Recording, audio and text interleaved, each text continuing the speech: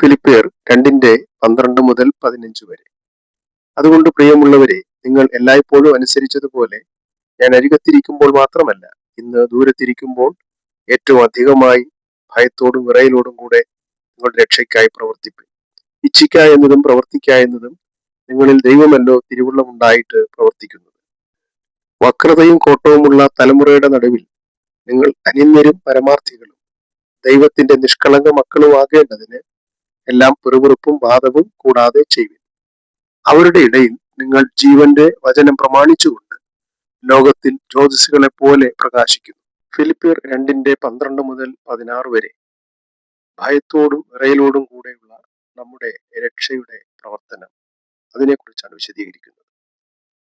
ഭയത്തോടും വിറയലോടും കൂടെ നമ്മുടെ സ്വന്തം രക്ഷയെ പുറപ്പെടുവിപ്പിൻ എന്നൊരർത്ഥം കൂടെ ആ വാക്യത്തിനുണ്ട്.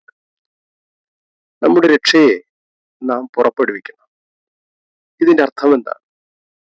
ജീവന്റെ വചനം മുറുകെ പിടിക്കുക, ശോഭിപ്പിക്കുക, പ്രകാശിപ്പിക്കുക, ക്രിസ്തുവിനെ ജീവിച്ച് വെളിപ്പെടുത്തുക എന്നാണ് അതിന്റെ അർത്ഥം. ഇച്ഛിക്കുന്നതിനും പ്രവർത്തിക്കുന്നതിനും നമ്മിൽ വ്യാപരിക്കുന്ന ദൈവത്തിലൂടെയാണ് ഇത് നടക്കുന്നത്. ദൈവം നമ്മുടെ ഉള്ളിൽ വ്യാപരിക്കുമ്പോൾ നമ്മുടെ സ്വന്തം രക്ഷയെ നാം പുറപ്പെടുവിക്കണം.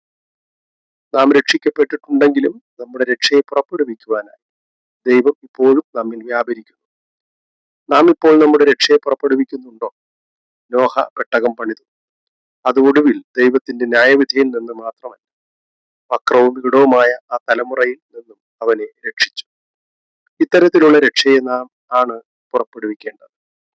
നാം നിത്യനാശത്തിൽ നിന്ന് രക്ഷിക്കപ്പെട്ടിരിക്കുന്നു എന്നതിൽ സംശയമില്ല.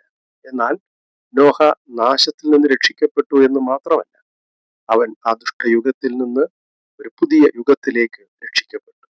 നാം എല്ലാവരും നിത്യമായ നാശത്തിൽ നിന്ന് രക്ഷിക്കപ്പെട്ടിട്ടുണ്ടെങ്കിലും ഈ ദുഷ്ടയുഗത്തിൽ നിന്ന് നമ്മെ പുറത്തു കൊണ്ടുവരുന്ന ചിലതിന്മേൽ നാം പലരും പ്രവർത്തിക്കുന്നില്ല.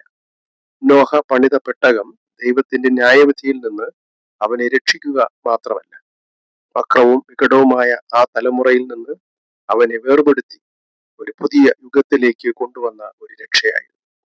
ഫിലിപ്പിയർ 2 പരാമർശിച്ചിരിക്കുന്ന രക്ഷ നാശത്തിൽ നിന്നുള്ള രക്ഷയല്ല, മറിച്ച് വക്രവും വികടവുമായ തലമുറയിൽ നിന്നുള്ള രക്ഷയാണ്.